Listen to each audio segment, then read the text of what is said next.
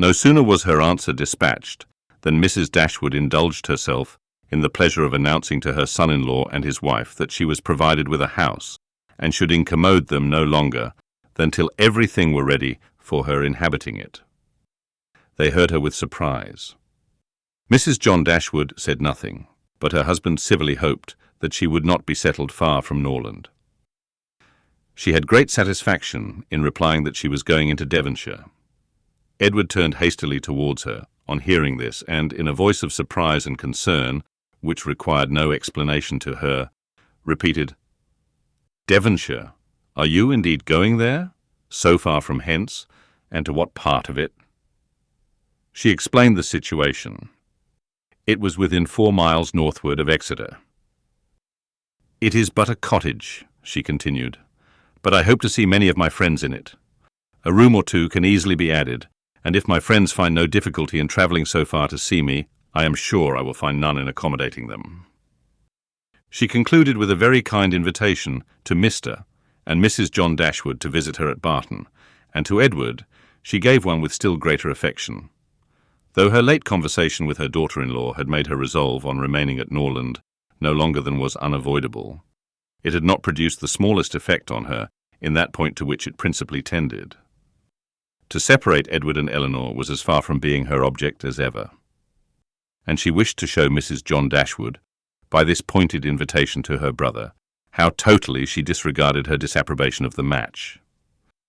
Mr. John Dashwood told his mother again and again how exceedingly sorry he was that she had taken a house at such a distance from Norland as to prevent his being of any service to her in removing her furniture.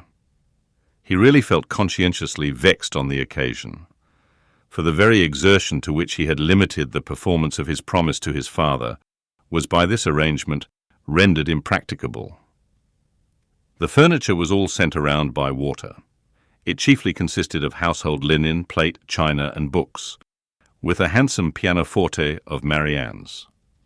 Mrs. John Dashwood saw the packages depart with a sigh. She could not help feeling it hard that as Mrs. Dashwood's income would be so trifling in comparison with their own, she should have any handsome article of furniture. Mrs. Dashwood took the house for a 12-month. It was ready furnished, and she might have immediate possession.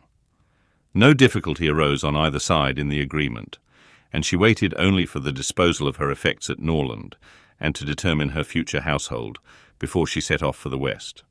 And this, as she was exceedingly rapid in the performance of everything that interested her, was soon done. The horses which were left her by her husband had been sold soon after his death, and an opportunity now offering of disposing of her carriage, she agreed to sell that likewise at the earnest advice of her eldest daughter. For the comfort of her children, had she consulted only her own wishes, she would have kept it.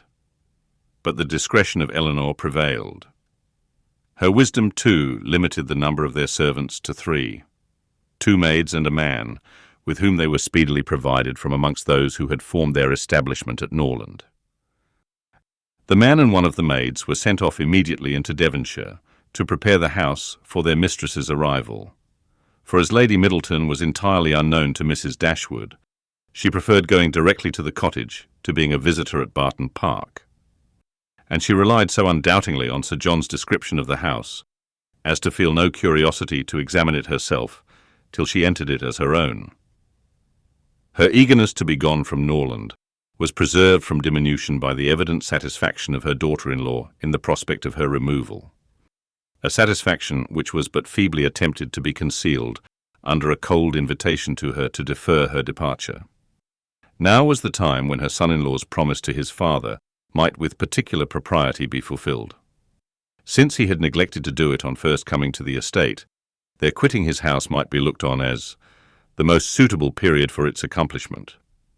But Mrs. Dashwood began shortly to give over every hope of the kind, and to be convinced, from the general drift of his discourse, that his assistance extended no farther than their maintenance for 6 months at Norland.